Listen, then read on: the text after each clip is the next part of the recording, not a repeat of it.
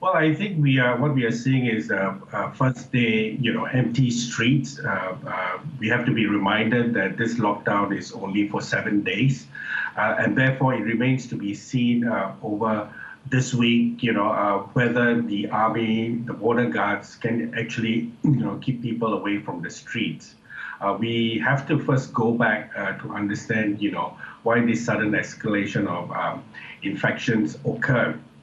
Yeah, it came because of the Indian Delta variant, seeping through the borders of Bangladesh.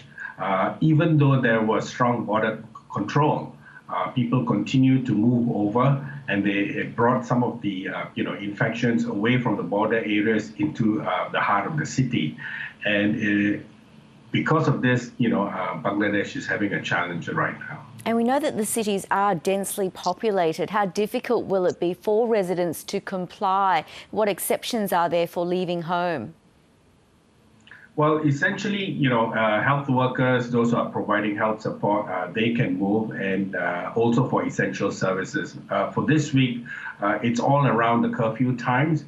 So most people just about a couple of hours ago were all rushing out to get their supplies before the curfew sets in.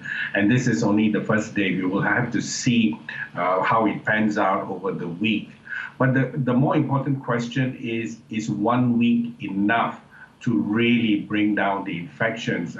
I don't think so. Looking at examples from other parts of the region, in places like Bangkok and elsewhere, the many weeks of lockdown have still not seen any drop in infection. In fact, things have gotten worse. I'm guessing that authorities will reassess as you approach the end of the 7-day lockdown. But the announcement of it has sparked an exodus of migrant workers. How has that added to the challenges in dealing with the outbreaks in Bangladesh?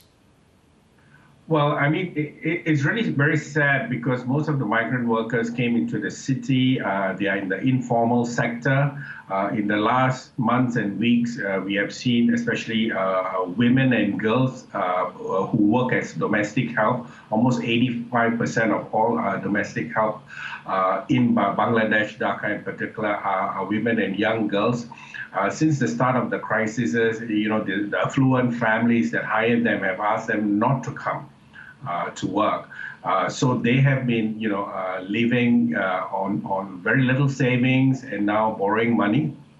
And they have left, many of them have left the coastal delta, which is an area of climate change impact with eroding land, and many have lost their homes. They have, come to Dhaka and some of the other cities to look for work. Now that work has dried up, they will have to go back because they can no longer pay rent, and there's only so much money they can borrow also from their poor relatives. So it's going to be a challenge when, the climate change affected vulnerable communities head back away from Dhaka back to their hometowns. And James, what support is there for other vulnerable groups such as garment workers and also refugees living in camps? Yeah, I mean, this is where we see the unequal, approach to supporting businesses. The large garment factories, still have workers coming in because they supply it to the big brand names.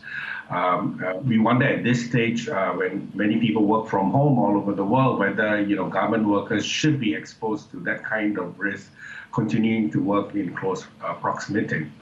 But if we move further to the other group of vulnerable community, especially the Rohingya refugees in Cox's Bazar, they have not had vaccines because Bangladesh itself, had its vaccines delivery interrupted for a variety of reasons. One from India because it held back the vaccines for its own use. The refugees in Cox's Bazar and elsewhere also in the region live in very dense conditions. You see numbers, being reported out of 900,000 refugees, just under 2,000 infections. It's really quite hard to believe given, infection rates surge everywhere. So until the vaccination, scheduled for the community there, I think the risks are much higher. 85% of the world's, refugee population lives in underdeveloped countries and countries that are currently very low in their vaccination rates. James Gomez, thanks for talking to us tonight. Really good to talk. Thank you.